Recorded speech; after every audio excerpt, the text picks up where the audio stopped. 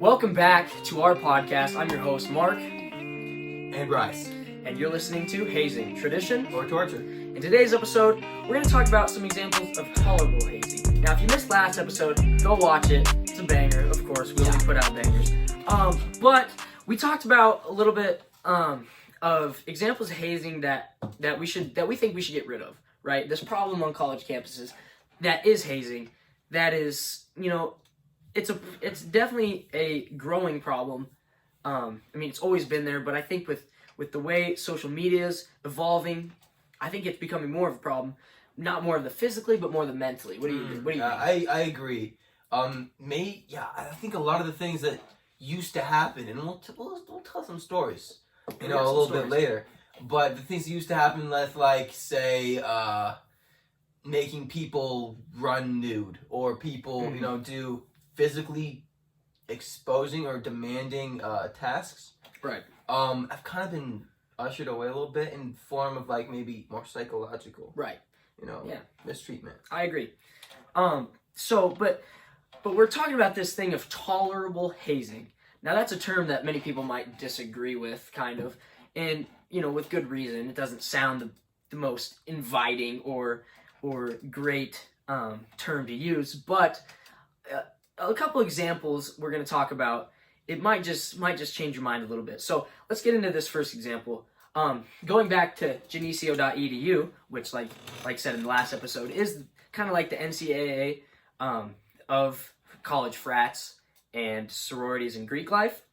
One of the examples they gave is requiring any type of personal servitude, such as running errands, cleaning apartments or houses, and doing laundry. To me, that's not hazing. What are your thoughts?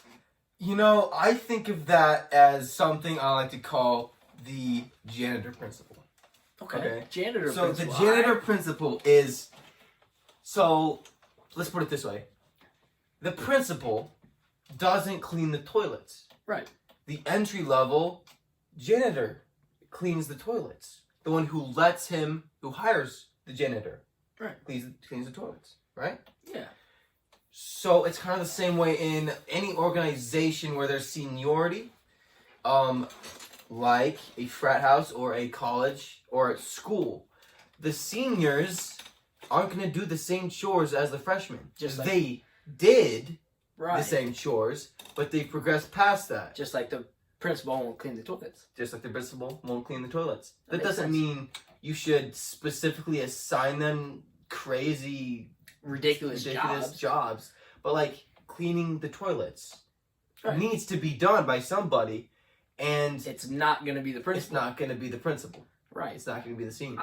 That makes total sense to me, and I feel like that's a great way to look at it when you're talking about types of hazing and what's acceptable and what we should abolish and not abolish. If it's getting to the point where it's harmful, yeah, let's abolish it. But in a good example like this, just running errands, doing typical things freshmen would do for seniors, I think that's totally fine. And I think that's needed, because then it sets hierarchy and the seniors get treated with respect like they should. While the freshmen give respect and strive to earn that respect from others. Yeah. While not being really mistreated. Yeah. Not mistreated, just on that level of, okay, I respect this. Yeah, I agree. So I think that's all the time we have for today. We'll catch you guys next time in the next episode. See ya.